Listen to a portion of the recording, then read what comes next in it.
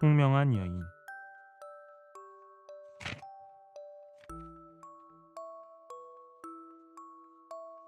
옛날 한 자그마한 시골에 총명한 여인이 살고 있었다. 이 여인은 총명한 데다 글도 좀 알아서 동리에 어려운 일이 생기면 늘 제일처럼 나서 해주었다. 그래서 마을 사람들도 무슨 일이 생기면 자연히 그를 찾았다. 어느 날 서울 과거부로 갔던 낙방 거지가 된 새 선비가 이 고을을 지나다 술 생각도 나고 배도 출출하여 한 주막집에 찾아들었다. 새 선비는 과거에는 떨어졌지만 그래도 선비랍시고 시골 사람은 눈에도 두지 않고 틀거지가 이만저만이 아니었다. 그들은 주막집에 들어서자 임금이 신하를 대령시키듯 큰 소리로 주인을 불러들였다. 주인, 우린 서울 갔다 오는 길이요. 집에 무슨 명료리가 없소이까? 자그마한 시골 주막집에서 무슨 명놀이까지 하겠습니까? 방금 돼지 한 마리를 잡았을 뿐입니다. 그럼 그거라도 좋으니 시키는 대로 할 수 있겠소? 어서 말씀하십시오. 보다시피 우리는 서울 가서 과거 보고 오는 새 선비요.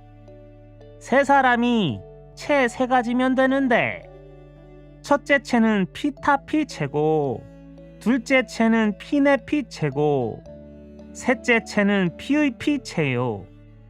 어서 해주어 술이나 먹게. 예. 주인은 대답은 했으나 한문투로 하는 소리라 통 알아들을 수 없었다. 그래서 그 길로 총명한 아주머니를 찾아갔다. 총명한 여인은 주막집 주인의 말을 듣더니 픽 웃으며 그 양반들이 글깨나 안다고 하토에 사는 사람들을 너무 얕잡아 보는군요. 그건 어렵지 않으니 내 시키는 대로 하세요. 하고 여차여차하면 된다고 알려주었다. 주인은 돌아오자 총명한 여인이 시켜준 대로 돼지꼬리, 돼지 내장, 돼지 귀로 각각 채 세 접시를 해서 선비들 앞에 내놓았다. 새 선비는 깜짝 놀라 그저 주인을 빤히 쳐다보기만 하였다. 이에 주막집 주인은 신이 나서 내리엮었다. 피타피라 하는 것은 가죽으로 가죽을 때리는 것이니 돼지 꼬리가 틀림없고, 피네피라 하는 것은 가죽 안에 가죽이니 돼지 내장이 분명하고, 피의피라 하는 것은 가죽 바깥의 가죽인즉 돼지 귀밖에 더 있습니까? 그래서 이 세 가지로 채를 볶아왔습니다. 새 선비는 그만 말문이 막혀 아무 말도 못하고 술만 마셔댔다. 그런데 한참 술을 마시고 얼큰해지니 그중 한 선비가 이런 시골에 자기들이 말을 알아듣고 책까지 척척해 들여오는 사람이 있다는 것이 믿어지지 않아 주인을 불러서 물었다. 주인, 그래 방금은 주인이 글풀이를 하고 채를 만들어댔소? 예? 저 같은 신세 무슨 글을 알겠습니까? 그 세 가지 채는 이웃집 아주머니한테 물어서 해드려 왔습니다. 뭐라? 그걸 알아맞춘 사람이 분명 안악내란 말이요? 예, 그런 줄 압니다. 이렇게 되고 보니 새 선비는 한 시골 안악내에게 무참을 당한 거나 마찬가지였다. 그래서 한번 그 여인을 톡톡히 골려주자고 주인을 앞세우고 그 여인네 집으로 찾아갔다. 이때 그 시골 여인이 집에서 양말을 깁다가 방에 걸어놓은 거울을 보니 새 선비가 들어오고 있었다. 술에 얼근이 취한 새 선비는 방에 들어서자 턱을 잔뜩 축혀들고 건방지게 물었다. 바깥분은 어디 나가셨소? 네, 일하러 나갔소이다. 우린 서울 갔다 오는 선비들이요. 주막집에 들렸다가 소문을 듣고 집에 책을 빌리러 왔소. 상언농부라고 뽕밭에서 여인을 희롱한다라는 책이 있지 않소? 그 책을 빌려주소. 총명한 여인이 들어보니 육국 재상 소진이 글공부를 하고 생사해서 돌아오다 뽕밭에서 뽕 따는 자기 부인을 희롱하는 바람에 그 부인이 분해서 자살까지 했다는 이야기를 적은 책인데, 분명 저들은 육국 재상이 된 소진으로 자처하면서 자기를 희롱하는 것이었다. 총명한 여인은 백주의 남을 희롱하는 선비들의 소행이 너무도 괘씸해서 한번 톡톡히 망신시키자고 마음먹었다. 선비님들 미안하오나 그 책은 이웃에서 빌려가고 없고 다른 책이 있는데 보시겠는지요? 다른 책도 좋으니 어서 봅시다.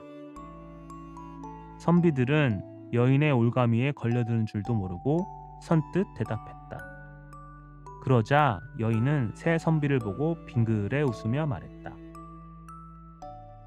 삼자 탐친이라고 새 아들이 어머니를 보러 온다라는 책이에요. 그래도 보시겠어요? 새 선비 들어보니 여인을 한바탕 골려주려다 오히려 자기들이 여인의 아들이 된 셈이라. 갑자기 얼굴에 모닥불을 끼얹는 것 같아서 머리도 들지 못하고 말 한마디도 못하고 얼굴이 삶은 수수떡처럼 지지벌개서 꽁무니를 빼고 말았다고 한다.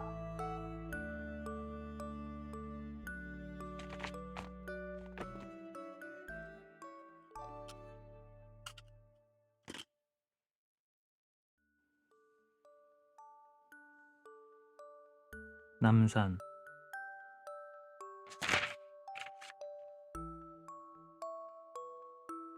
서울에 남산이라는 아이가 있었는데 총명이 초근하여 입에서는 전내가 나도 글은 어른같이 지어서 그의 글을 보고 칭찬하지 않는 사람이 없었다.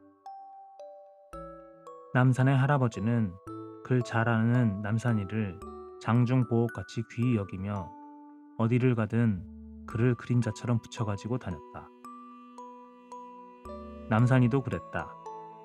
눈만 떨어지면 할아버지 곁에가 글 한자라도 배워서 익혔고, 할아버지가 문만 나서면 그림자처럼 따라 나서 노인들이 담론하는 세상사도 듣고 노인들을 따라 글도 지었다. 그래서 남산의 할아버지뿐만 아니라 동네방네 노인들까지 그를 귀히 여겼다. 어느 날 남산의 할아버지는 남산이를 데리고 서울 남산에 올라갔다. 산천 경계도 구경하고 글도 지으며 손자와 기꺼이 놀리라 생각했다. 그런데 이상하게도 이날따라 남산에 오르니 남산은 자옥한 안개에 덮여 형체조차 찾아볼 수가 없었다. 산천 경계를 구경하자던 사람이 산이 안개 속에 잠기니 산천 경계를 구경할 것도 없었다.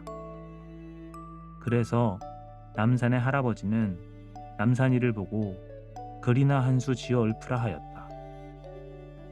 그러자 자욱한 안개에 덮인 산을 보더니 남산이 글을 지어 읊조리기 시작했다. 남산이 남산에 오르니 자욱한 안개 남산을 삼켰구나. 할아버지는 가슴에 널장이 뚝 떨어지는 것 같아서 손자를 쳐다보았다. 예, 남산아, 넌 무슨 글을 그렇게 짓느냐? 할아버지, 아래 구절을 더 들어보시고 말씀하세요. 남산은 목청도 두어 아래 구절을 읽었다. 안개 남산을 삼킬 수 없어 다시 남산을 토하였노라. 남산이 글을 다 지어 읊었다. 하지만 그리 심상치 않아서 할아버지는 손자를 쳐다보며 얼굴에 그늘을 지었다. 그러니 어린 손자 남산이 할아버지를 보고 하는 말이, 할아버지, 제가 비록 나이 어리오나 인생의 한생을 알고 있사옵니다. 저의 한생도 저 안개 속에 묻힌 남산과 같은 줄 아옵니다. 하였다. 할아버지는 남산이 이같이 말하자 손자를 다시 한번 쳐다보았다. 그래, 네가 네 앞날을 안단 말이냐? 할아버지, 어린 것이 할아버지 앞에서 잘되지 못한 글을 읽어 죄송합니다. 세상사를 살펴보고 저희 한생을 글로 읊조린 것이온데 처음에 고해는 겪겠으나 나중에 남산은 남산대로 될 것이오니 과히 심려 마옵소서. 할아버지는 더 할 말이 없었다.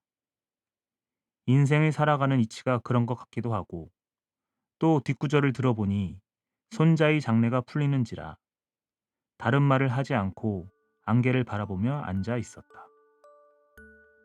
그런데 얼마 지나지 않아 과연 남산이 글 지은 것과 같이 안개가 걷히고 햇빛이 찬연하여 남산은 일목요연하였다. 이때로부터 세월은 흐르고 흘렀다. 남산은 세월 따라 몸도 크고 학문도 깊어만 갔다. 남산은 마침내 과거에 급제하여 얼마 지나지 않아 젊은 나이에 서울 남산처럼 우뚝 솟아 벼슬이 일국 판서에 이르렀다. 그런데 또 얼마 지나지 않아 안개가 남산을 삼키듯 남산은 간신들에게 몰려 억울한 죄명을 쓰고 먼 북방의 험악한 고장에 정배를 가게 되었다. 남산은 눈물을 한 방울 흘리지 않고 할아버지, 할머니, 아버지, 어머니에게 절을 하고 멀고 험악한 정배지로 떠나갔다. 남산이 억울한 죄명을 쓰고 정배지로 떠나자 집안은 초상난 집과 같았다. 그의 아버지와 어머니는 눈물로 세월을 보냈다. 그러나 백발이 성성한 할아버지는 아들 며느리를 불러놓고 세상 간신치고 좋은 끝장을 본 간신이 없고 명예 긴 간신도 없다고 일러주면서 그때 남산이를 데리고 서울 남산에 올랐을 때 남산이 지은 글을 읽어주며 안개 남산을 토하여 남산이 빛을 볼 날이 있으리라 일러주었다. 과연 그러했다. 남산이가 정배사리를 떠난 지 3년도 못 되어 간신들의 죄악이 백일하에 드러나 그자들은 조정에서 쫓겨나고 남산이는 정배지에서 돌아와 일국 정승의 자리까지 오르게 되었다. 안개 남산을 토하듯 다시 조정에 등용되어 정승까지 된 남산은 정사에 밟고 백성들을 살피어 선치선덕을 베푸니 온 나라 사람들이 어린 시절 남산이 서울 남산에 올라 지은 글을 전하며 그를 칭찬하지 않는 사람이 없더라 한다.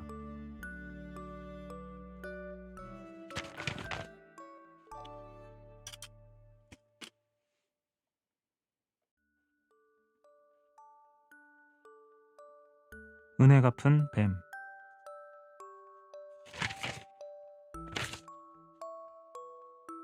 옛날 한 시골 선비가 고개 넘어 서당방에 가서 글을 배웠다. 날마다 고개를 넘어가고 넘어오면서 글 공부를 다니다 보니 때로는 지쳐서 고갯마루 큰 나무 밑에 앉아 쉬기도 하였다. 어느 날 시골 선비는 서당방에서 집으로 돌아오다 또 큰 나무 밑으로 다리쉼이나 하자고 찾아갔다. 그런데 누군가 뱀을 잡아서 목을 매어 그 나무에 달아 매어 놓았다. 어느 애들이 한 짓인지는 몰라도 목이 조인 뱀은 생명이 경각에 이르러 버둥거리고 있었다. 마음이 비단같이 구운 시골 선비는 측은한 생각이 들어 뱀을 풀어 풀섭해 놓아주었다. 말 못하는 뱀이지만 생명을 구해준 은인만은 알았던지 눈물을 뚝뚝 떨구며 시골 선비를 보고 또 보았다. 예, 뱀아, 어서 가거라. 너 어디 가든 사람을 물지 말고 잘 살아라. 시골 선비 말이 떨어지자 뱀은 다시 한번 그를 쳐다보더니 스르륵 풀 속으로 사라졌다. 시골 선비는 더는 다리쉼을 하려을 하지 않고 집으로 돌아왔다. 이때로부터 시골 선비가 서당방에 글 읽으러 갈 때나 글 읽고 돌아올 때면 그 뱀이 푸른 숲을 헤치고 나와서 시골 선비를 맞아주고 발해주곤 하였다. 꽃이 피는 봄부터 가을 찬서리가 내릴 때까지 뱀은 언제나 고갯마루에 나와서 그를 맞고 발에다 주었다. 그러다 보니 시골 선비 또한 그 뱀에게 정이 들어서 단 하루라도 보이지 않으면 섭섭한 생각이 들어 걸음도 제대로 되지 않았다. 한겨울에는 꽃이 피고 잎이 피는 봄이 오기를 기다렸고 서늘한 가을이 오면 한겨울이 올까 근심하였다. 이러는 새에 유수와 같은 세월은 흐르고 흘렀다. 그동안 시골 선비 비록 총명하여 글은 남달리 잘 읽었지만 가난한 집에서 태어난 탓으로 과거도 보지 못하고 나이 20을 넘게 되었다.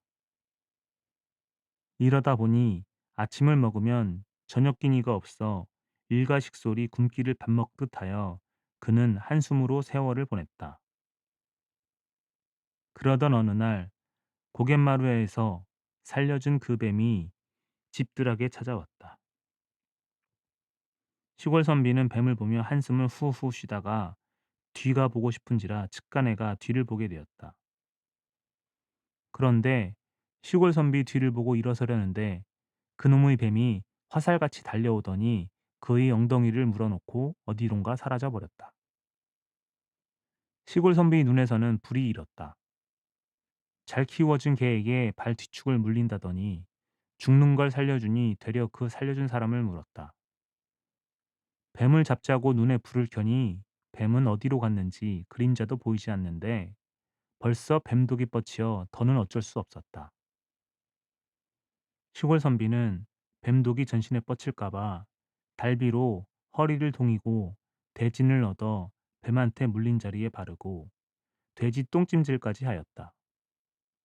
그래도 뱀독은 독대로 피었다.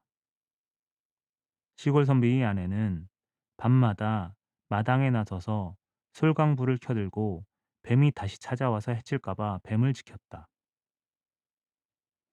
시골 선비는 갖은 약세지를 다했지만 백약이 무효하여 생명마저 보전키 어렵게 되었다. 이때 갑자기 그 뱀이 입에 파란 풀잎을 물어다 놓더니 또 눈 깜짝할 새에 사라졌다. 유난히 빛나는 초록색 풀잎이었는데 세상에서 보지도 못하던 풀잎이었다. 시골 선비 뱀에게 물린 일을 생각하면 눈에 불이 일었지만 그놈이 풀잎을 물어다 놓고 깜쪽같이 사라지는 걸 보니 필요곡절이라 생각던 끝에 아내를 보고 그 난생 처음 보는 풀잎을 가져다 뱀한테 물린 자리를 한번 쓸어보라 하였다. 그래서 아내가 그 풀잎으로 남편의 뱀에게 물린 자리를 쓸었는데 한번 쓱 쓸어 놓으니 뱀독이 절반이나 빠지고 두 번 쓸어 놓으니 뱀독이 거의 다 빠지고 세 번 쓸어 놓으니 뱀에게 물린 자리까지 가신 듯 없어지고 상쾌하여 얼굴에 웃음이 어렸다. 물기는 그놈의 뱀이 물어서 명제경각에 이르렀는데 살리기도 그놈의 뱀이 살려주었으니 생각하면 괘씸하기도 하고 또한 고맙기도 하였다. 시골 선비 아무리 생각해도 이 일만은 알 수 없었다. 그런데 그 이튿날부터 동네 남녀노소가 그 뱀한테 물리고 이웃 동네에서도 여러 사람들이 뱀한테 물려서 죽는다 산다 하며 야단법석이었다. 이 소문을 들은 시골 선비는 우선 사람을 살려보자고 뱀이 물어다 준 그 풀잎을 들고 나가 뱀한테 물린 사람들을 다 고쳐주었다. 그랬더니 사람들은 신기한 풀잎으로 뱀독을 없애는 시골 선비를 명의라며 하늘처럼 높이 받들었다. 그리고 죽는 사람을 살린 은혜를 갚는다고 하면서 돈 있는 집에서는 돈을 가져오고 쌀 있는 집에서는 쌀을 가져다 주니 시골 선비는 며칠 사이에 살림살이가 넉넉하게 되었다. 발 없는 말이 하루에도 천리를 간다고 아무 시골의 아무 선비가 신기한 풀잎을 가지고 뱀에게 물린 사람을 고친다는 소문이 온 나라에 자자히 퍼졌다. 그러다 보니 시골 선비는 어느 하루도 집에 앉아있지 못하고 방방곡곡에 나다니며 뱀한테 물린 사람을 치료해 주었다. 일이 이렇게 되니 시골 선비네 집에는 날마다 쌀바리, 천바리, 돈바리가 줄쳐 들어오고 감사드리러 오는 사람들이 인산인해를 이루었다. 이렇게 되어 시골 선비는 남 부러운 것이 없이 잘 살았다 한다.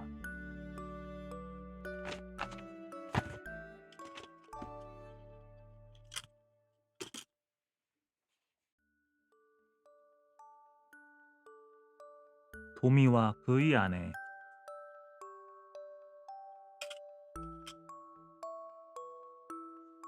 옛날 서랍을 한 기슭에 도미라고 부르는 마음씨 착한 농부가 자색이 출중한 아내와 같이 오붓한 살림을 하고 있었다. 도미는 어진 백성이었으나 의리에 밝고 착실하고 부지런했으며 그의 아내는 얼굴이 이쁘고 행실이 단정하여 서울에까지 소문이 자자했다.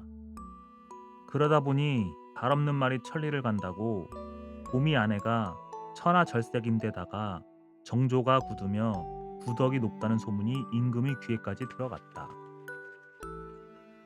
온 나라 안의 미인이라 미인은 죄다 끌어들이다시피 한 게르왕은 도미 아내의 자색 같은 것에는 별로 구미가 당기지 않았지만 정조가 굳다는 데는 은근히 호기심이 생겼다. 모를 소리야. 세상에 권세와 돈으로 꿰이면 넘어가지 않을 계집이 있을까? 더구나 임금이 청을 해도 거절할 여자가 있을꼬? 이렇게 생각한 임금은 도미를 당장 불러오라고 분부하였다. 그대가 도미인가? 예, 황공하옵니다. 과인이 듣자니 그대의 아내가 자색이 뛰어나고 게다가 정조가 굳고 부덕이 높다 하니 실말인고? 웬 영문인지도 모르고 불려온 도미는 임금이 묻자 그만 가슴이 철렁하였다. 인물 고운 여자라면 진시황과 한바리에 실어도 짝지지 않을 계루왕임을 잘 알고 있었기 때문이다. 그러나 임금의 물음이니 대답을 안 할 수가 없었다. 그렇다고 아무리 임금 앞이라고 해서 마음에도 없는 소리를 할 수가 없었다. 소인은 그런 줄로 믿고 살아옵니다. 하하하, 정말 그럴까? 임금이 따져 물어도 그토록 사랑하는 아내를 팔 수가 없어서 그렇다고 아뢰었다. 그런 줄로 믿사옵니다. 그렇단 말이지. 대체로 여자들의 덕은 정절로서 으뜸을 삼지만은 만약 으슥한 외딴 곳에서 달콤한 말로 쏙 꿰이면 마음이 쏠리지 않는다고 할 수 있을까? 돈과 재물에도 넘어가지 않는다고 장담할 수 있느냔 말이다. 사람의 마음이란 때론 환경에 따라서 달라질 수도 있으니 알 수 없는 곳이오나 소인의 계집만은 변함이 없을 것이라 믿사옵니다. 하하하, 제 계집을 무던히도 믿는군. 그렇다면 과인이 한번 시험해 볼까? 시험해 보셨대야 소용이 없을 줄로 아옵니다. 그럼 좋다.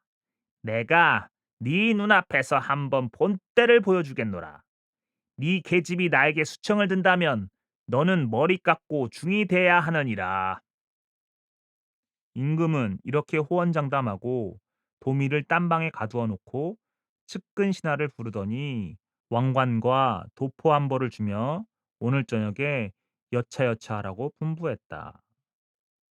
그날 밤 도미의 아내는 눈이 빠지도록 남편을 기다렸으나 기다리는 남편은 오지 않고 한 나졸이 달려와서 임금의 행차가 당도하니 방안을 깨끗이 거두라고 하였다. 도미 아내가 놀란 가슴도 진정하기 전에 어가요! 라는 소리와 함께 사인교가 뜰악으로 들어왔다. 얼굴이 새파랗게 질린 도미 아내는 허둥지둥 밖에 나가 땅에 엎드렸다.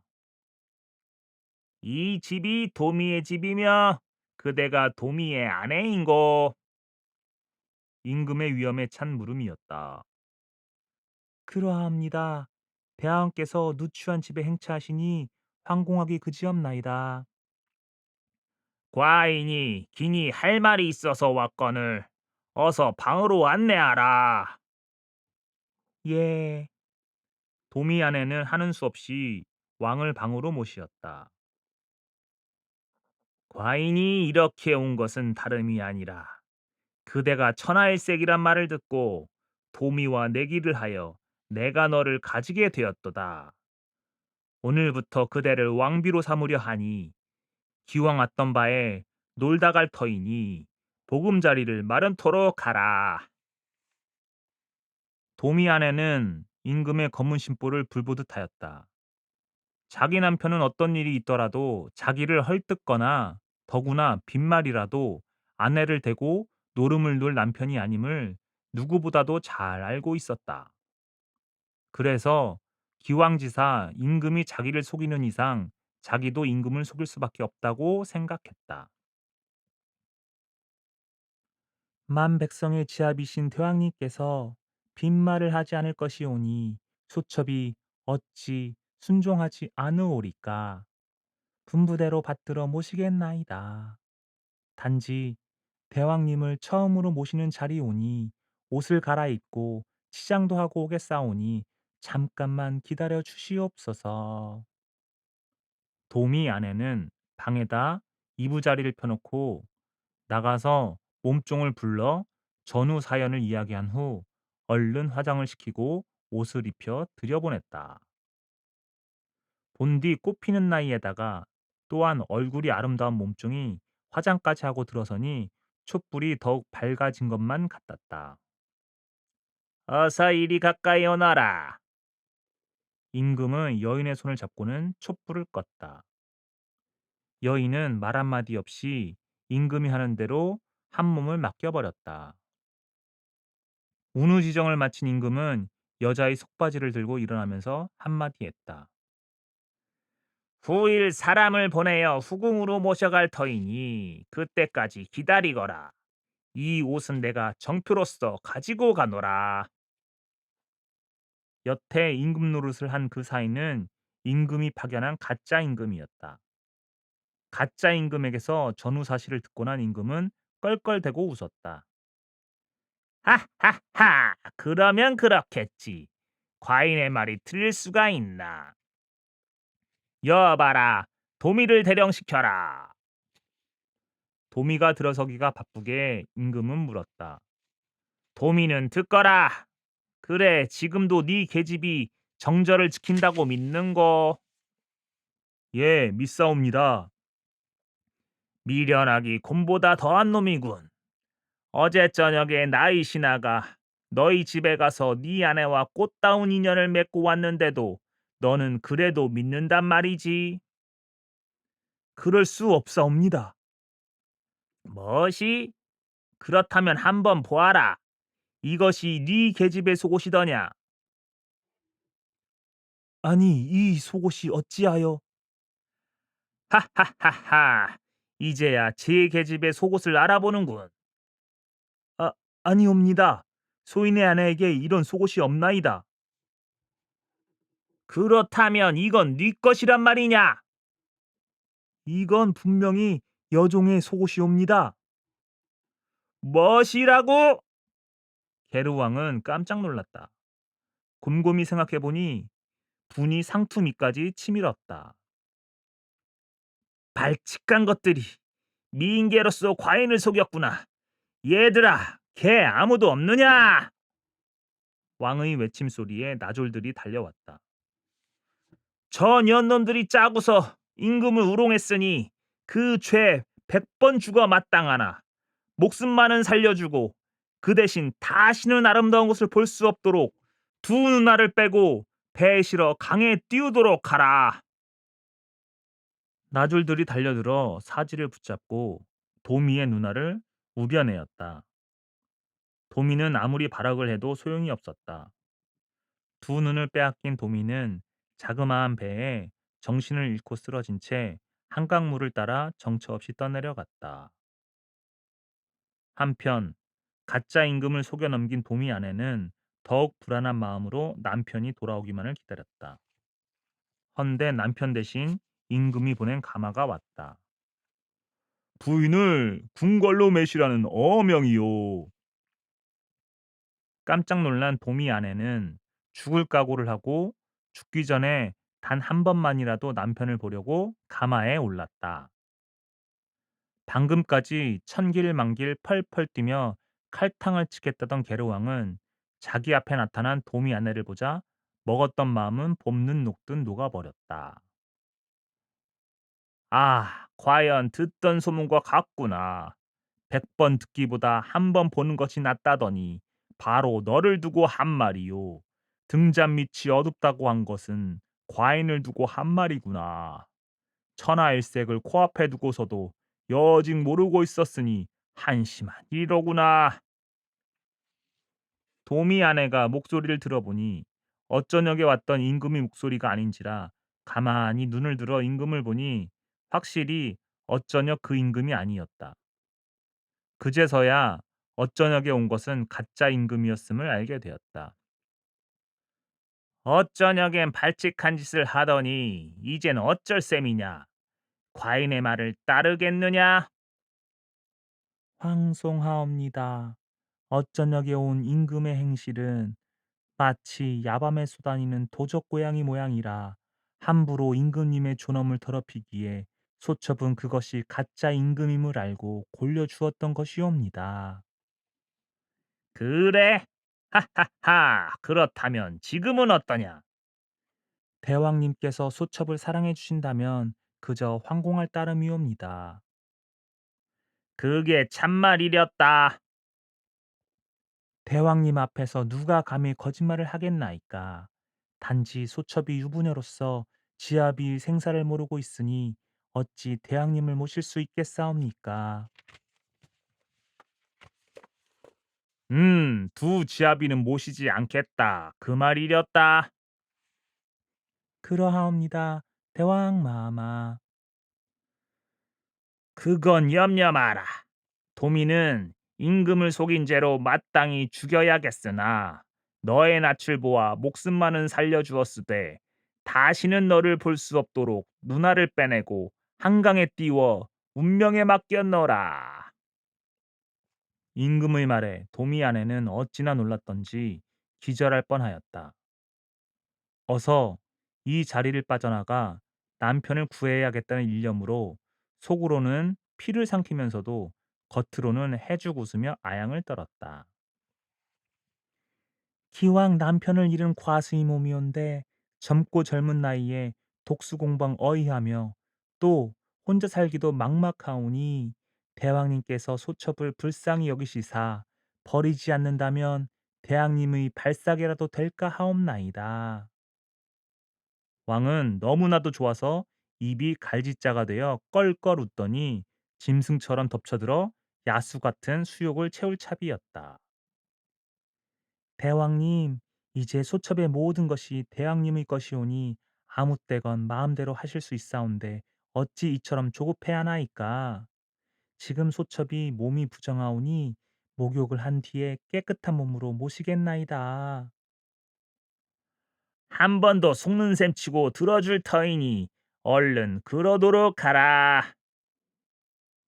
도미 아내는 목욕간에 들어갔다가 창문으로 도망하여 궁궐을 빠져나왔다.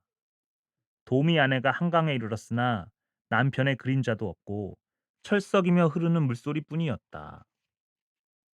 철썩이며 쏴사 흐르는 물결은 자기를 어서 오라고 부르는 것만 같았다. 강기슭으로 오르내리며 도미를 목이 터지게 불렀으나 대답은 물소리뿐이었다. 이때 등 뒤에서 고함 소리가 들려왔다. 고개를 돌려 바라보니 병졸들이 달려오고 있었다. 도미 아내는 하늘을 우러러 통곡하며 임금한테 몸을 더럽히는 바에야 깨끗이 죽어서 혼백이라도 남편을 만나겠다는 생각으로 물에 뛰어들려 하였다. 이때 난데없는 쪽배가 자기 앞에 와서 뱅글뱅글 돌았다. 도미 아내가 올라타니 쪽배는 강폭판 물살이 센 곳을 따라 쏜살같이 떠내려갔다.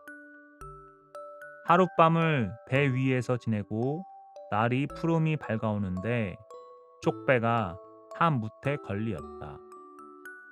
할 수 없이 내려서 걷는데 발길에 무엇이 걸치여 넘어지고 말았다. 자세히 들여다보니 피투성이가 된 자기 남편이었다. 여보세요. 정신 차리세요. 당신의 아내가 왔어요. 도미 아내는 남편을 부여안고 목 놓아 울었다. 그 울음소리에 정신이 든 도미는 이게 꿈이요 생시요. 여기가 어디며 당신은 어떻게 여기로 왔소? 하고 물었다. 도미 아내는 치마를 찢어 맑은 물로 남편의 상처를 씻어내고 동여매며 전우사를 세세히 들려주었다. 아내의 말을 듣는 도미의 가슴은 칼로 저미는 듯 아팠고 왕에 대한 원한이 활활 불타올랐다. 여보, 나는 안 못 보는 장님이 됐으니 나 때문에 더 고생하지 말고 팔자를 고치오. 그게 무슨 말이옵니까? 저를 그토록 믿었기에 두 눈을 빼앗겼거늘 제가 어찌 낭군님을 잊겠나이까? 우리 살아도 같이 살고 죽어도 같이 저승으로 갑시다. 그러나 우리가 이놈의 땅에서 어떻게 산단 말이오? 여보세요. 우린 이 땅에서는 살 수 없으니 고구려로 갑시다. 뼈에 사무친 이 원한을 어떻게 하면 갚는단 말이오? 먼저 고구려에 가서 몸을 쥐세우고 다음에 방도를 댑시다. 이리하여 도미와 그의 아내는 문정걸식하며 고구려 땅에 갔는데 거기에서 평생을 원앙새처럼 살았다고 한다.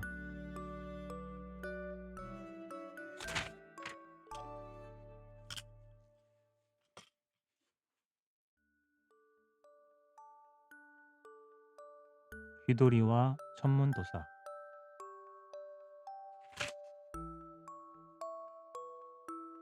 멀고 먼 옛날 옛적의 이야기다. 두만강 기슭에 늙은 부부가 귀돌이라는 외동아들을 데리고 살았다. 귀돌이 10살 나던 해에 늙고 병든 아버지는 아들의 손을 잡고 이런 유언을 남겼다. 얘야, 죽는 나는 명이 다했으니 섭지 않으나 불쌍한 너의 어머니를 생각하니 눈을 감지 못하겠구나. 너의 어머니는 우리 집 문턱을 넘어 들어온 그날부터 오늘 이때까지 할아버지, 할머니와 내 병시중을 드느라고 뻔한 날이 하루도 없었다. 그러다 보니 얼굴에는 거미줄 천지고 검은 머리에는 때 아닌 서리가 내렸구나. 너의 어머니는 우리 집에 와서 병까지 얻었건만 약 한 점 못 썼단다. 그러니 내가 죽은 다음에라도 네가 크거들랑 의원이 되어 어머님의 병을 고쳐드려라. 그럼 죽은 나도 눈을 감겠다. 부친의 유언을 이해하고 이행하기에는 너무나도 철부지인 귀돌이였건만 부친의 3년제를 지내자 어머님 앞에 꿇어앉아 아버지의 유언을 실행하자면 어떻게 해야 되느냐고 졸랐다. 이윽토록 아들의 얼굴을 들여다보던 어머니는 귀돌이의 비장한 결심을 알고 정중히 말했다. 어린 네가 부친의 유언을 마음에 새기고 의원이 되겠다니 그 생각 기특하고 장하구나. 훌륭한 의원이 되자면 알아야 한단다. 알자면 글을 배워야지. 그래서 명의들이 써놓은 의서들을 읽어야 하겠는데 우리 집엔 너를 서당에 보낼 만한 돈도 없고 이 애미는 무식하다 보니 너를 배워줄 수도 없구나. 그러니 부득불 네 앞길은 네 손으로 마련해야겠다. 옛말에 앉은 영웅보다 나돌아다닌 무식쟁이가 낫다고 했으니 방방곡곡 돌아다니며 보고 듣노라면 견식도 넓어지고 아는 것도 많아질 게다. 선자병자 의원이란 말도 있으니 앓고 난 사람들을 만나면 무슨 병에 어떤 약을 쓰니 좋고 고치지 못한 원인은 무엇인지 물어봐라. 단지 이 애미만 생각지 말고 할아버지와 할머니 그리고 아버지처럼 병원에서 고생하시는 백성들의 질고를 덜어주겠다는 마음만 가진다면 못할 일이 없을 게다. 기왕 네가 큰 일을 하려고 하는 이상 이 애미 걱정은 말고 내일부터라도 집을 떠나도록 해라. 어머니의 말씀은 그러하오나 아무리 불효자식일망정 병원에 계시는 어머님을 혼자 두고 제가 어디를 가겠사옵니까? 내 몸의 병이라는 거야 해수병밖에 없는데 이젠 고질이 돼서 하루 이틀에 나을 병도 아니고 네가 부친의 유언을 시행하는 날이면 내 병도 뚝 떨어질 테니 그런 줄 알고 내일로 떠나도록 해라.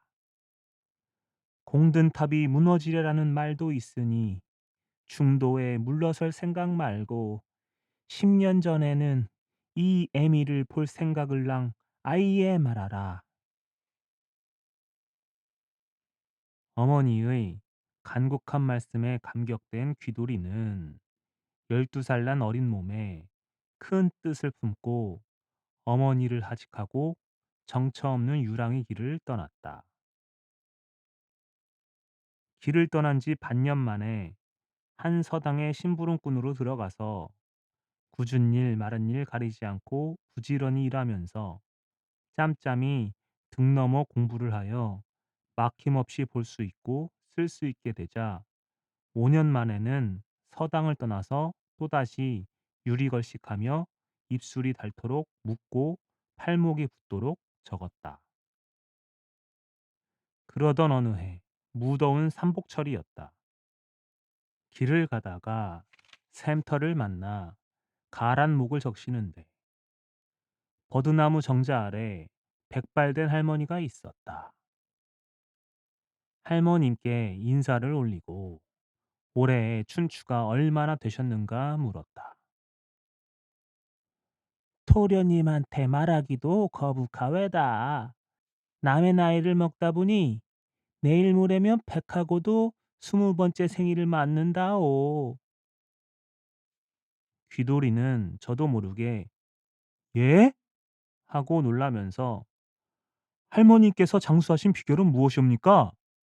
하고 물었다. 글쎄, 보다시피 산 좋고 물 맑고 공기 맑은 이곳에서 철들자부터 이날 이때까지 부지런히 일한 보람이랄까.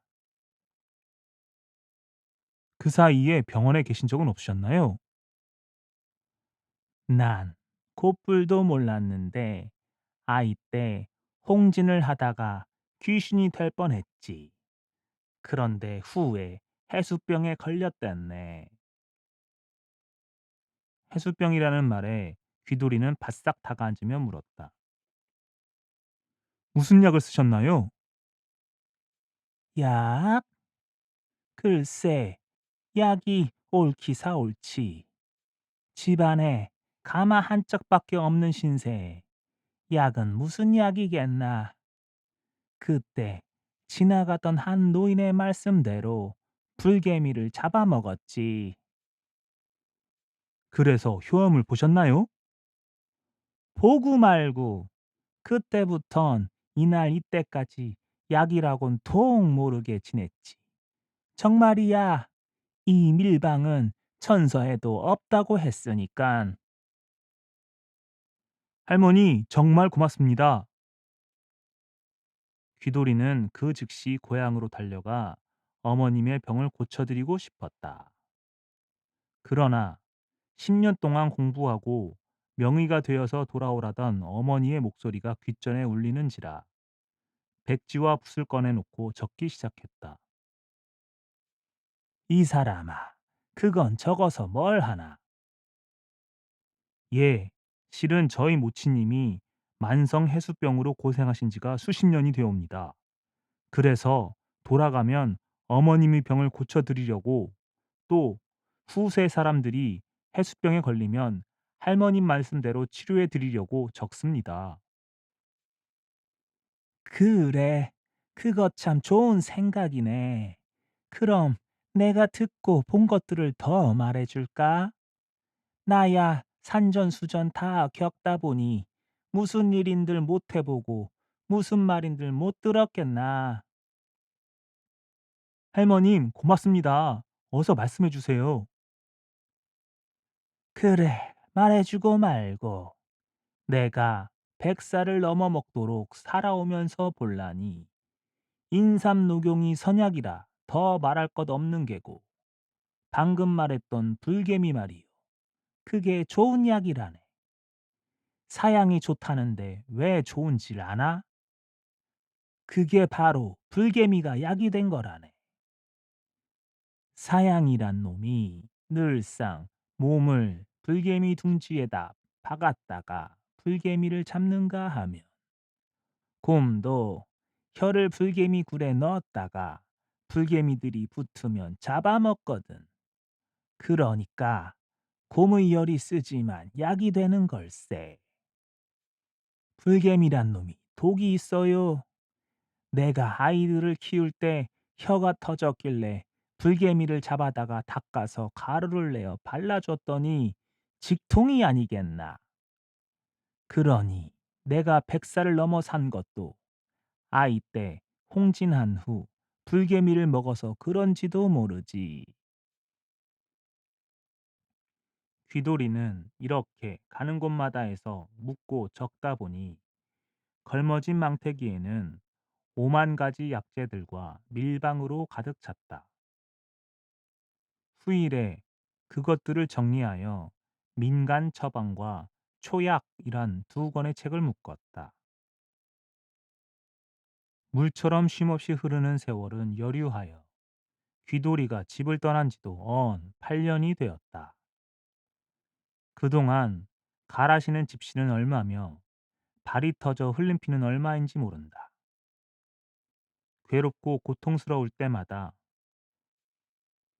어머님은 이 시각에도 해수병으로 고생하시면서도 이 아들이 훌륭한 의원이 되어 돌아오기를 빌고 있겠지? 그런데 내가 이렇게 편안히 보낼 수 있단 말인가? 하고 잠은 자다 가면서 지새운 밤도 얼마인지 모른다.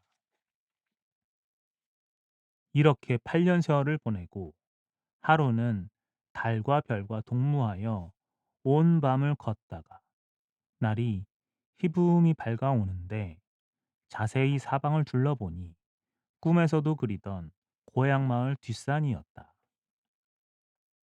등짓나무를 헤지고 다니던 산등성이 오솔길에서 찌그러져 가는 오막살이 집을 바라보며 달려가려던 귀돌이는 못 박힌 듯 그 자리에 선 채 눈물을 쏟고야 말았다. 10년이 되기 전에는 자기를 보려니 생각지 말라던 어머님의 모습이 눈에 선이 떠오르고 그 목소리가 너무도 쟁쟁이 울려왔기 때문이다. 아서라, 이제 2년만 더 배우면 되겠는데 내가 그 사이를 못 참아서 어머님의 간곡한 말씀을 어긴단 말이냐? 귀돌이는 필묵을 꺼내어 해수병에 대한 처방을 똑똑하게 써서 울바자 안에다 떨어뜨렸다. 어머님의 기침소리가 들려오자 바자문을 열고 뛰어들고 싶었으나 속으로 눈물을 삼키며 발길을 돌리었다. 어머니, 이제 두 해만 더 기다려 주세요. 아버지 유언대로 어머님의 말씀대로 꼭 훌륭한 의원이 되어 돌아오겠습니다. 귀돌이가 이렇게 큰 뜻을 품고 2년을 더 배워 10년이 되던 그의 늦은 봄날이었다. 꽃들이 만발한 속으로 건노라니 꿀벌들이 춤추고 노래하며 부지런히 꽃가루를 채집하는데 한때의 실랑개가 덮쳐 지나더니 하늘에서 내렸는지 꽃 속에서 나왔는지 백발노인 한 분이 만면에 웃음을 띄우고 자기 앞에 서 있었다. 할아버지, 안녕하십니까? 지나가던 소생이 문안드리옵니다. 귀돌이가 절을 하자 노인은 호탕하게 웃었다. 내가 예서 자네를 기다린 지도 10년이 되었네. 내가 잘못 보지 않았다면 이름이 귀돌이지? 노인은 누구시온데 비천한 소생의 이름까지 알고 계시옵니까? 허허허, 나야. 이 심산 속에 살다 보니 아무것도 모르는 둔재이지만 바로 10년 전에 천문도사께서 경치 좋고 아름다운 이곳에 오셨다가 이 책과 침구를 주면서 임자가 찾아올 것이니 주라고 했네. 이제 주인을 만났으니 시름을 놨네. 어서 받게나. 백발노인은 어리둥절해 서 있는 귀돌이에게 의서와 침구를 넘겨주고는 천문도사께서는 이 책을 주면서 부디 천문을 누설하지 말 것이며 천서를 통달한 후에는 안다고 뽐내지 말라 했네. 그리고 자네가 아무리 천서를 가졌다 해도 천민을 사랑하지 않고 천민들의 병을 고쳐주지 않는다면 천서는 쓸모가 없다고도 했네. 그러니 폐부에 새기고 명심해서 처사하도록 하게. 라고 하더니 말씀이 끝나자 밀려오는 한때의 실안개 속으로 가뭇없이 사라졌다. 귀돌이가 꿈을 꾸지 않았나 해서 눈을 비비고 다시 봐도 노인은 간 곳 없는데 자기 손에는 확실히 천서와 침구가 쥐어 있었다. 그제서야 아차! 그 노인님이 바로 천문도사였구나 하는 생각이 번개치는 듯 하는지라 도사님! 하고 목청껏 부르며 사처로 찾아보았으나 허사였다. 귀돌이는 내가 눈을 뻔히 뜨고서도 천문도사를 몰라보았지만 후일 도사님이 말씀대로 처사해서 그 은혜에 보답하리라 고 생각하며 침식을 잊고 천서를 읽고 읽었다. 읽을수록 힘이 나고 읽을수록 앞이 환해졌다. 10년 만에 모친의 품속에 안긴 귀돌이는 우선 어머님의 해수병에 대하여 물었다. 그랬더니 어머니는 어느 날 뒷집에 사는 분이 아침밥을 지어주려고 나오다가 하늘에서 내려보낸 약처방을 주워 왔기에 그대로 했더니 죄다 나았다는 것이었다. 귀돌이는 그 처방을 알려주신 할머니의 모습을 그리며 빙그레 웃었다. 그래, 10년 동안 누구한테서 뭘 배웠느냐? 서당 훈장님한테서 글을 배웠고 백성들한테서 의술과 처방을 알았으며 천문도사께서 의서와 침구를 주셨사옵니다. 스승님한테서 글을 배웠으니 그 은공 잊지 말고 백성들한테서 의술을 배웠으니 앞으로 백성들의 병을 이 애미병으로 알고 치료해 드려라. 그것만이 천문도사의 은혜에 보답하는 길이다. 예, 명심하겠나이다.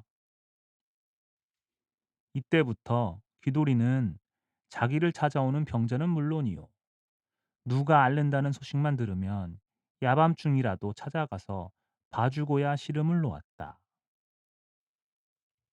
이렇게 하니 병자들이 떼를 지어 모여들었고, 병자들이 모여들수록 귀돌이는 눈코 뜰 새 없이 바빴지만 그럴수록 사는 보람을 느끼었다.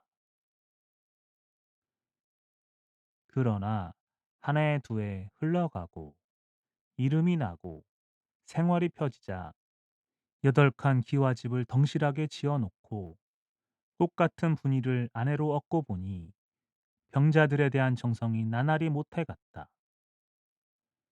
이런 일로 하여 모자지간에 부부지간에 가끔가다 언성이 높아갈 때도 있었다.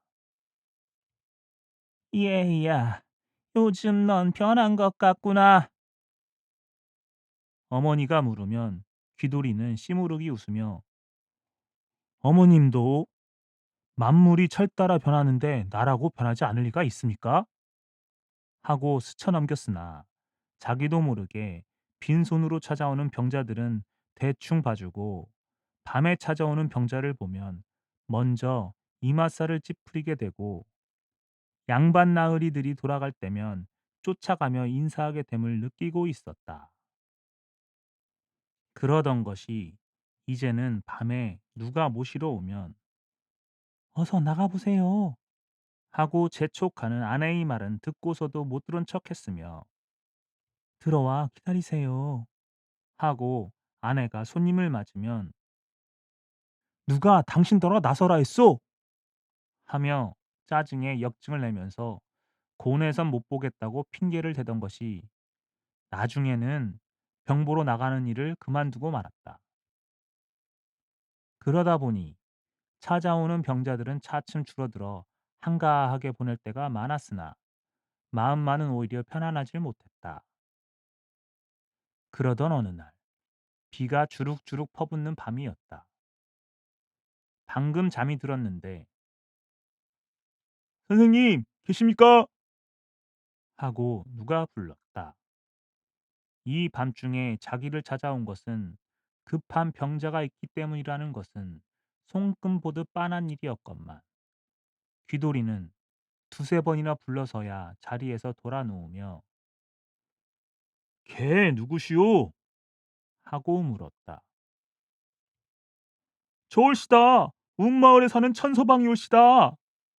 부치님의 병환이 위급하여 선생님을 모셔가려고 달구지까지 가지고 왔습니다." 그 말을 듣고 이맛살을 찌푸리던 귀돌이는 골을 번쩍 쳐들더니 문 밖에 대고 소리쳤다. "이 미련한 사람을 봤나.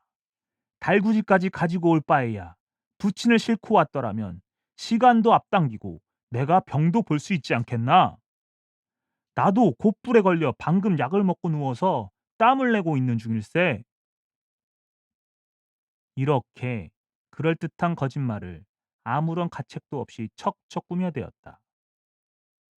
그러나 손님도 병자가 생사를 다퉜던지 물러갈 생각은 하지 않고 짓궂게 달라붙었다. "선생님, 황소같이 미련한 저도 그것만은 알겠사오나 저희 부친님께서 운신할 수 없는 딱한 처지여서 체면을 무릅쓰고 이렇게 왔사오니 한 번만 다녀와 주시면 그 은혜 대대손손 두고 두고 잊지 않겠나이다." "하하, 딱한 사람 다 보겠네. 자네는 부친이 중요하지만 내가 그곳에 갔다 와서 몸져 눕고 보면 늙으신 우리 어머님과 젊은 아내는 누가 돌보고 숱한 병자들의 병은 또 누가 고쳐주겠나. 그러니 어서 돌아갔다가 날이 밝은 다음에 수레에다 모시고 오게나." "선생님, 제발 사정합니다. 부모님과 저희들의 소원이 오니 한 번만 다녀와 주십시오. 이렇게 꿇어앉아 두 손 모아 비옵나이다." 딱 한 사람 다 보겠네. 그만큼 말했으면 알아듣고도 남겠는데 남을 잠도 못 자게 성화인가? 냉큼 돌아가게. 그 소리에 참고 있던 아내가 "서방님 너무하세요. 언제부터 이렇게 변하셨어요?" 어머님의 말씀을 벌써 잊으셨나요? 하고 말하는데 어머님의 목소리가 들려왔다. 네, 말이야. 안 들어도 무방하다만. 천문 도사의 말씀이야 들어야지. 아내와 모친의 말에 대답이 궁하게 된 귀돌이는 마지못해 일어나서 옷을 입는데 밖에서 빈정거리는 소리가 들려왔다. 개구리가 올챙이 때 일을 잊은 거지요. 귀돌이의 눈빛은 갑자기 성냥이라도 켜대면 퍽 하고 불이 붙을 것처럼 사나워졌다. 귀돌이는 멋이 어쩌고 어째? 하고 버럭 소리 지르며 문을 열어 제꼈다. 선생님은 근본을 잊었나이다. 니놈이 침 한 대에 벙어리가 되고 싶어서 지랄 발광이냐? 그러자 손님도 참고 참았던 울분이 화산처럼 폭발했다. 키가 9척이나 되는 사나이가 퉁방울 같은 눈을 뚝 부릅뜨고 의사 앞으로 다가서며 이놈이라니 누굴 보고 놈이라는 거야. 의술이나 좀 배웠다고 자기를 낳은 어머니도 몰라보고 저를 가르쳐준 스승도 몰라보는 이 배은망덕한 놈! 하고 으름장을 놓더니 번개같이 달려들어 코끼리 코같이 긴 발을 쭉 뻗쳐 독수리가 햇병아리를 채가듯이 귀돌이의 목덜미를 덥석 잡더니 말잔등처럼 넓적한 잔등에다 들쳐업고는 축지법을 써서 강을 건너고 산을 넘어 심산벽곡 외딴 동굴 앞으로 쑥 들어갔다. 귀돌이가 정신을 차려 보니 자기 앞에는 손바닥만한 비늘이 다닥다닥 붙은 늙은 구렁이 한 마리가 꿈틀거리고 있었다. 너무나 놀라워서 아! 소리를 지르며 뒷걸음질 쳤다. 헌데 자기를 업고 온 장사가 말했다. 놀라지 마오. 이는 우리 부친이요. 부친께서 이런 병에 걸리셨기에 모시고 가지를 못했소. 그러니 정신을 바짝 차리고 우리 부치님의 병을 고치도록 하오. 병을 고치면 털끝 하나 안 다치고 집까지 모셔다 드리겠지만 태만하거나 모르쇠를 대고 고치지 못하는 날이면 이 산중의 귀신이 될 줄 아오. 닷새 동안 고쳐야 하오. 라고 했다. 귀돌이는 온몸이 물주머니가 되었다. 얼굴에 흐르는 비치땀을 훔치며 사방을 둘러보니 동굴안 같은데 자기 양옆에도 앞에 선 장사 같은 젊은이가 둘이나 서 있었다. 영락없이 죽었다고 생각하니 천문도사께 미안한 생각이 났다. 어째 대답이 없느냐? 예, 실은 소인이 갑자기 오다 보니 의서와 침구를 집에다 두고 와서 어디 있는지 말만 하면 내가 가져오겠소. 저의 방 베개 밑에 있습니다. 됐소. 내가 가져올 테니 그동안 담배나 태우시오. 귀돌이가 엽초 한 대도 못다 태웠는데 어느새 기척 소리가 나더니 천서와 침구를 눈앞에 가져다 놓았다. 집의 모치님과 부인께 말씀드리고 왔으니 집 근심은 안 해도 돼요. 그 소리에 귀돌이는 자기 귀를 의심했다. 불과 담배 한 대도 피우기 전에 갔다 온 것을 보면 집이 코앞에 있는데 작은 방에 이런 곳이 어디매며 또 이 사람들은 뭘 하는 사람들인데 자기는 어찌하여 한 번도 본 일이 없을까? 그런데 이런 흉악한 자들에게도 저런 예절과 선량한 마음이 있단 말인가? 이렇게 생각하며 부지런히 의서를 뒤적이며 천문도사님, 소인에게 약방문을 알려주어 죽을 고비에서 한 번만 구해주옵소서 하고 속으로 빌었다. 그랬더니 천서의 마지막 장에 약처방이 있었다. 늙은이는 구렁이 허울을 쓴 병인데 친혈육지간에는 사람으로 보이나 다른 사람들의 눈에는 구렁이로 보이게 마련이었다. 천서에 쓰여 있기를 청도끼 1,000개와 큰 동 10개에 약순물을 가득 채우고 도끼를 달굴 수 있는 풍로를 10개 만들어야 고칠 수 있습니다. 고칠 수 있다면 청도끼 1,000개는 고사하고 10만 개라도 문제 없소. 내가 가서 도끼를 구해 올 테니 둘째 너는 큰 동 10개를 얻어다 놓고 약순물을 길어다 채워라. 셋째는 돌을 캐다가 벽을 쌓고 통나무를 찍어다 퉁구 10개를 만들어라. 장수가 이렇게 영을 내렸지만 귀돌이는 그걸 준비하는 사이면 몇백 번도 죽겠으니 자기도 영락없이 죽게 됐다고 식음을 전폐하고 눈을 뜬 채 잠이 들었는데 불과 하루낮과 밤 사이에 모든 준비가 끝났다고 하기에 의심쩍어 나가보고 깜짝 놀랐다. 그제서야 이 사람들은 예사 사람들이 아님을 알게 되었다. 귀돌이가 청도끼를 불에 빨갛게 달군 다음 약순물 속에다 담구었다 내니 물보라가 치고 김이 자욱하게 서리면서 집안을 뒤엎는데 자기는 마치 구름 타고 신선들 속에서 생활하는 느낌이었다. 옆에 서서 말없이 들여다보던 삼형제가 달려들어 하루 동안에 10년 동안 해야 할 일을 해제꼈다. 귀돌이는 10개의 물동 밑에 두어 사발씩 남은 물을 큰 함지에다 퍼 담아가지고 구렁이 옆에 갖다 놓고 꼬리부터 시작하여 바르기 시작하였다. 이틀 만에 꼬리의 비늘이 떨어지면서 발이 나오고 몸뚱이가 나왔다. 이를 본 새 아들은 환성을 올리면서 귀돌이 앞에 무릎을 꿇고는 사정이 피치 못해 부득불 억울하게 됐으니 널리 용서해 주시오 하면서 고나실 텐데 이제 좀 쉬십시오 하고 꺼냈다. 아닙니다. 전 괜찮습니다. 그러시다면 이왕지사 오셨던 김에 우리 집 창고나 보여드리지요.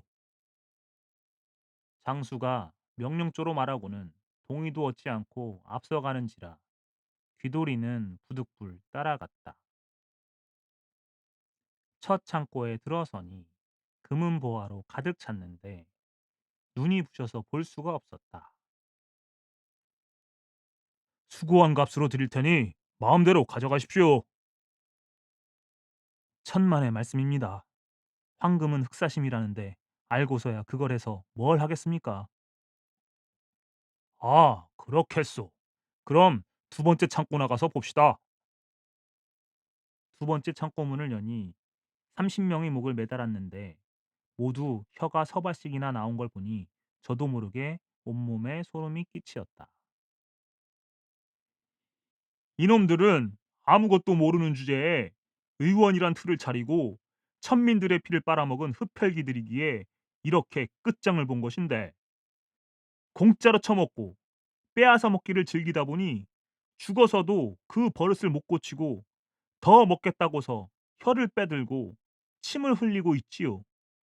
의원께서는 어떻게 생각하시오? 가뜩이나 마음의 가책을 받고 몸둘 바를 몰라 쩔쩔매던 귀돌이는 예, 예, 저 옳습니다 하며 땀을 씻었다. 무엇이 옳단 말이오? 예, 마땅한 천벌을 받음이 옳고 마음이 겁다 보니 죽어서도 그 버릇을 못 고친 것이 또한 옳습니다. 그렇겠소. 그럼 다음 창고에 가봅시다. 귀돌이는 다음 창고에 갈 마음이 없었다. 그러나 콕 깬 송아지라 도살장에 들어서는 늙은 황소 걸음으로 따라가니 20여 명이 코와 눈을 꿰어 달아맸는데 코가 서발씩 늘어났는가 하면 눈알이 툭툭 삐어져 나왔다. 이놈들은 의술은 좀 알기는 하나 배은망덕한 놈들이라 틀을 차리고 거만하게 짝없는 작자들이오. 눈은 어찌나 높은지 양반 나으리들밖에 모르더니 죽어서도 본성을 못 고쳐서 저렇게 눈이 삐어져 나왔소. 그리고 냄새를 잘 맡다 보니 코는 서발씩 늘어났소. 장사는 귀돌이를 흘끔 바라보고는 30번째인 빈 갈구리를 가리키며 말했다. 이 30번째의 빈 갈구리는 본래 선생님의 차례였소. 우리 부친의 병을 못 고치면 코를 깨어 달아매려고 했는데 이제는 필요 없게 됐소. 그 소리에 귀돌이는 초풍할 지경으로 놀라며 다리맥이 팍 풀리면서 두 다리가 후들후들 떨리어 홀싹 주저앉을 뻔하였다. 이때 둘째가 달려오더니 부친님께서 병이 다 나아 의원을 찾는다고 했다. 두근거리는 가슴을 안고 노인 앞에 다가선 귀돌이는 그만 눈물을 좔좔 쏟으며 한 번만 용서해달라고 빌었다. 그 노인은 다름 아닌 천서와 침구를 주면서 천민을 위해 정성을 다하라고 간곡히 부탁하던 그 할아버지, 천문도사였기 때문이다. 그제서야 귀돌이는 자기의 잘못을 알고 천문도사와 돌아가신 부치님께서 자기에게 내린 천벌이라는 것을 깨닫게 되었다. 소생이 지은 죄악 퇴상 같사오나 한 번만 속죄할 기회를 주옵소서. 그러자 천문도사는 빙그레 웃으며 그래, 모르고 한 번, 알고 한 번이다. 죄를 짓는 것보다 잘못을 알면서도 고치지 않는 것이 더욱 큰 죄악이니 일구이연할 필요 없다. 잘 가거라. 대답도 하기 전에 장사들이 귀돌이를 부축하여 일으켜 세우며 자, 어서 일어나시오. 선생님의 의술이 고명한 덕에 불효자식인 우리들은 효성을 보이게 되었으니 전자에 제가 잘못한 행실을 미봉하고자 선생님을 모셔다 드리겠으니 내 잔등에 업히시오. 하며 앞에 쭈그리고 앉았다. 원, 황공한 말씀을 제 발로 걸어가겠습니다. 하하, 천만리길을 어떻게 걸어가신다고 그럽니까? 사양 마시고 얼른 업히시오.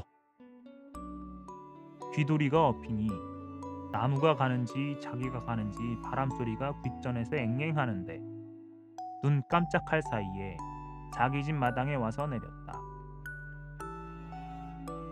귀돌이가 인사하려고 돌아다 보니 장사는 오간데 없었다. 그때부터 귀돌이는 자만심과 허영심을 버리고 문 밖에서 발소리만 나도 버선발로 달려나가 맞아들였고 추나추동 사시사절을 밤과 낮이 따로 없이 사람들의 질고를 덜어주고 죽는 사람들의 생명을 연장해주기 위하여 정성을 몰고 만 백성이 그를 우러러 칭송하고 대대를 이어 그 이름 오늘까지 전해지고 있다 한다.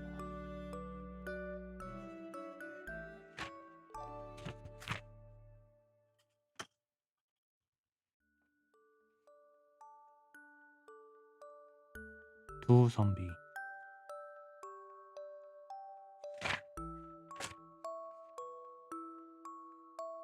옛날 조선에 한 선비가 있었는데 중국으로 학문을 닦으러 갔다. 조선 선비 몇 해간 공부하고 나니 물리가 트고 글에 능해져서 과거 볼 자신이 생겼다.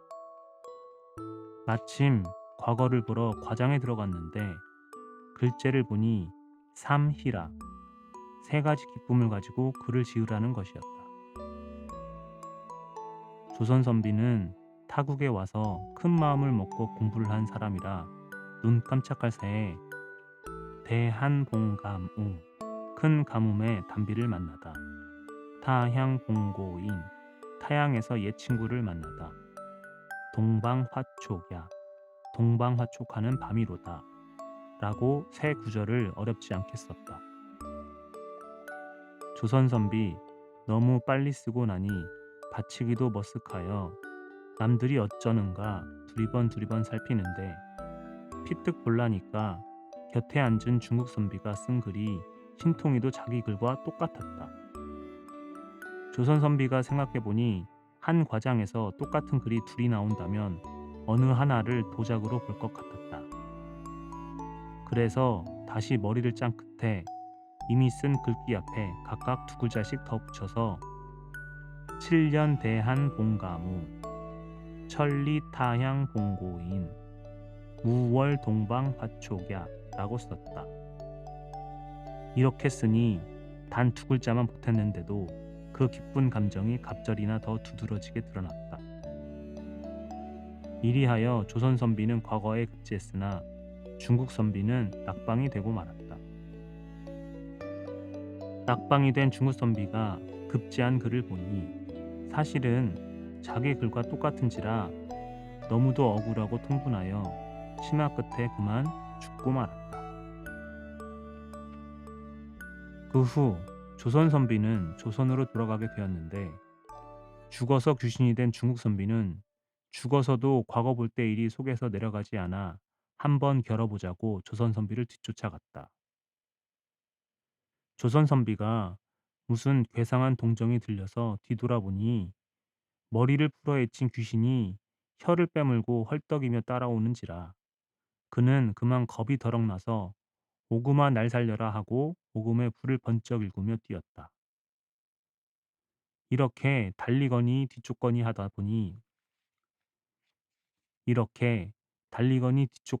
보니 어느새 압록강가에 이르렀다.